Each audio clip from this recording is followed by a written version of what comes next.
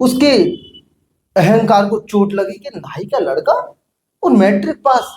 ये तो एक अनहोनी घटना। कर कर पूरी कर कर पूरा, गद्दी छोड़ धर उस तरह। कहते हैं ना कि हार के जीतने वाले को बाजीगर कहते हैं, और जो जीत कर जीतता ही रहे उसे जननायक कहते हैं।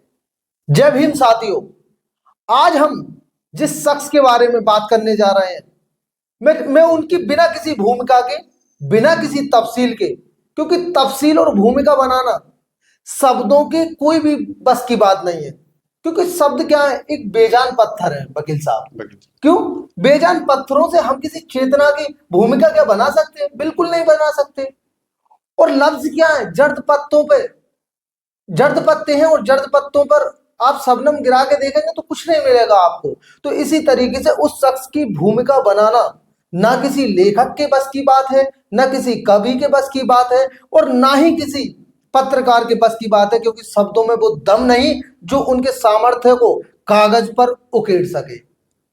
तो आज मैं बिना किसी भूमिका के आपके सामने रखता हूं उनके बारे में। आपको एक बात बताना चाहूंगा कि वो एक ऐसे योद्धा थे, ऐसे अजय योद्धा, कि जब वो राजनीति के मैदान में जब वो उतरे तो ये बिल्कुल तयशुदा बात हो जाती थी कि सामने वाले की हार निश्चित है। जैसे वो अपने माथे पर जीत की लकीर ही लेकर के पैदा हुए हों, कोई उन्हें हरा ही नहीं पाया। राजनीति के मैदान के वो अजय योद्धा थे। जैसे आपने देखा होगा कि लोग एक बार जीतते हैं, दूसरी बार हार जाते हैं, फिर क्या कहने लगते हैं, अरे जनता की मर्जी है। जनता की मर्जी नहीं है, तुम्हें अपनी कोख के अंदर, अपने अपने वातावरण के अंदर और अपनी आत्मा के अंदर झांक के पता करना पड़ेगा कि मैं क्यों हारा। लेकिन वो अजय योद्धा कभी नहीं हारा। कहते हैं ना कि हार के जीतने वाले को बाजीगर कहते हैं, और जो जीत कर जीतता ही रहे उसे जननायक कहते हैं। वकील साहब, हम किसकी बात कर रहे हैं आज? आज सबसे पहले हम जननायक जी के बारे में बात करने से पूर्व मैं आपको विचार करने के लिए कुछ प्रश्नों को छोड़कर जा रहा हूं। आगे तो हम और राहुल जी वार्तालाप करेंगे ही, लेकिन कुछ सवाल हैं जिन पर आप विचार जरूर करें। आज पहले, कोई शख्स 2 बार का मुख्यमंत्री रहा हो और उस पर अपना घर ना हो, सीएम रहते हुए भी वो शख्स फटा कुर्ता पहनता हो, वो शख्स जो मुंगेरी लाल कमीशन के तहत बिहार में पिछड़ों को आरक्षण देता हो, वो शख्स इतनी जातिगत प्रताड़ना झेलने के बाद अपना काम कर रहा होता है, उसे जाति सूचक गालियां दी जाती हैं और उन गालियों में, वो गालियां नारों में तब्दील हो जाती हैं। नारा क्या था?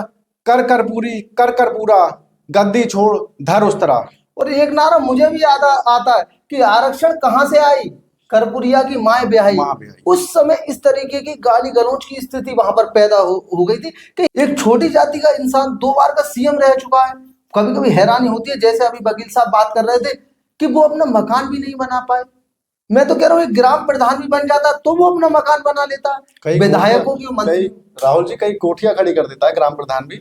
और अगर आपको कोठियां देखनी है तो सैफई जा सकते हो आप, सैफई में देख लीजिए अखिलेश जी की, मुलायम सिंह जी की कोठी देख सकते हैं आप, और भी बहुत सारे नेता, लालू जी की देख सकते हैं आप, ममता जी की देख सकते हैं, और आपको भी पता, दिल्ली जाकर आप अरविंद जी की देख सकते हैं कोठी। तो बहुत बहुत बड़ी कोठियां लोगों ने बना रखी हैं, लेकिन कर्पूरी जी के पास अपना मकान भी नहीं था। और मैं आज उस महामानव की बात करने जा रहा हूं। जो कर्पूरी जी थे वो एक ऐसे महामानव थे कि आपने देखा होगा कि उनका गांव का नाम जो था वो पिथौंजिया था। वकील साहब, उनके गांव का नाम पिथौंजिया था, और आज उनके नाम पर ही उनके गांव का नाम कर्पूरी ग्राम रख दिया गया।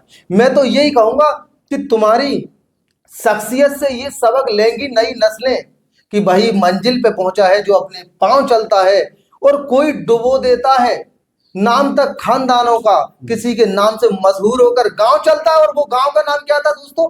कर्पूरी ग्राम। तो और क्या क्या बताना चाहेंगे वकील साहब? बहुत सही राहुल जी, आपकी इस बात से मुझे एक बात याद आती है।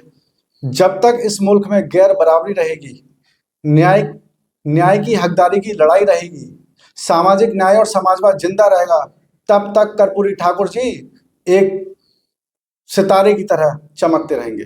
बहुत बढ़िया बात है, बहुत बढ़िया। एक मुझे एक कहानी, एक वाकया याद आ रहा है जो बिल्कुल उनके शुरुआती जीवन से उठाया है। वहां पर अगर गौर करके देखेंगे तो ये वो जमाना था वकील साहब की, उस समय पे मैट्रिक पास करना अपने आप में बहुत बड़ा काम था। क्योंकि आप देख रहे हो इंसान थर्ड डिवीजन से भी पास होना उस समय मुश्किल था, लेकिन कर्पूरी जी ने उस समय पे फर्स्ट डिवीजन से पास हुए। गोकुल नाई की बेटा थे, फर्स्ट डिवीजन से पास हुए। वो लेकर के पहुंचे एक सामंतवादी के पास। वहां पे पहुंचते हैं, उस सामंत के पास पहुंचते हैं और कर्पूरी जी कहते हैं, कर्पूरी जी के पिता कहते हैं कि मेरा जो बेटा है उसने मैट्रिक की परीक्षा पास कर दी। उसके छाती पर सांप लौट गए, सामंतवादी की छाती पर सांप लौट गए। स्वाभाविक है।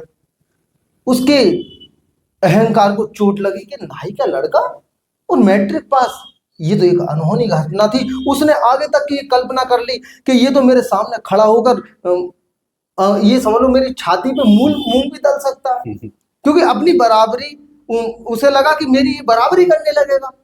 तो उसे बहुत बुरा लगा, उसकी छाती में ऐसे लगो जैसे पसेला तीर घुस गया हो। और जैसे ही उसे बुरा लगा उसने कहा, अच्छा मैट्रिक की परीक्षा पास कर ली, तो आओ फिर मेरे गौर दबाओ। ये देखिए, ये शब्द थे उस इंसान के। अब इस तरीके से कैसे देश आगे जाएगा, आप खुद सोचिएगा। वो शब्द ऐसे रहे होंगे राहुल जी, मानो कर्पूरी जी के मस्तिष्क में वो शब्द दाग दिए गए हों। बिल्कुल बिल्कुल। इसी के तहत मुझे एक वाक्य और ध्यान आ रहा है। जी जी। जब जननायक कर्पूरी ठाकुर जी बिहार के मुख्यमंत्री हुआ करते थे, उसी दौरान उत्तर प्रदेश में भी हमारे पिछड़े समाज से आने वाले रामनरेश यादव जी मुख्यमंत्री थे उत्तर प्रदेश में। जी।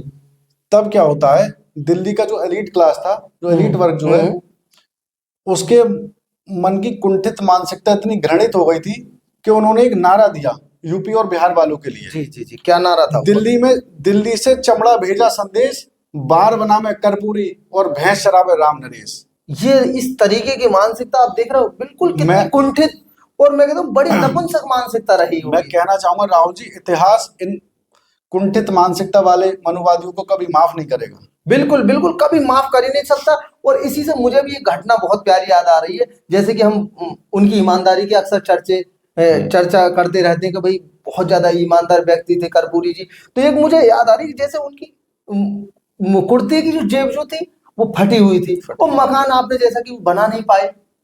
अब वो मकान एक दो बार के सीएम रहने के बाद भी नहीं बना पाए। तो लोगों ने सोचा, क्योंकि वो तो जनता के जननायक थे, वो तो नायक थे। और आज के लोग देख रहे हैं नेता थोड़ी है, वो तो अभिनेता, अभिनय करना है नेता बनने का। नेता जन्मजात होता है वकील साहब। और दूसरे 50,000 जनता ने पैसे इकट्ठे किए थे कर्पूरी जी का मकान बनवाने के लिए। तो कर्पूरी जी ने क्या किया, गांव में जाकर के विद्यालय बनवा दिया। और आजकल के नेता क्या है, यूनिवर्सिटीज के लिए पैसा दिया जाएगा, वो उससे अपना मकान बना लेते हैं, उनके बच्चे बाहर पढ़ने चले जाते हैं, उसी से अच्छा खाना खाते हैं। इस तरीके की मानसिकता कर्पूरी जी को मैं तो बहुत ज्यादा सत नमन करता हूँ।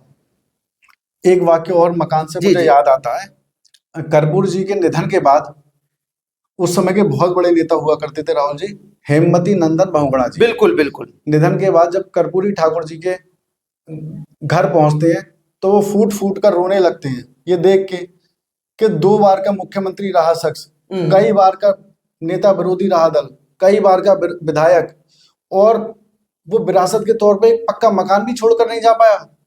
ये बड़ी बात। बिल्कुल बिल्कुल। इसीलिए कर्पूरी ठाकुर जी आज भी सादगी का प्रतीक हैं।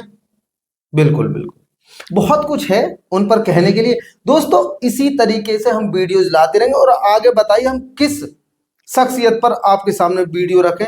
लेकिन हमारी एक लकीर रहेगी, हम सिर्फ बहुजन नेताओं की बात करेंगे। तो दोस्तों नीचे कमेंट बॉक्स में बताएं हम किस पर वीडियो लेकर आए। और दोस्तों जागरूक हों अपने समाज के प्रति। जय भीम, जय भारत, जय अति पिछड़ा, जय दलित।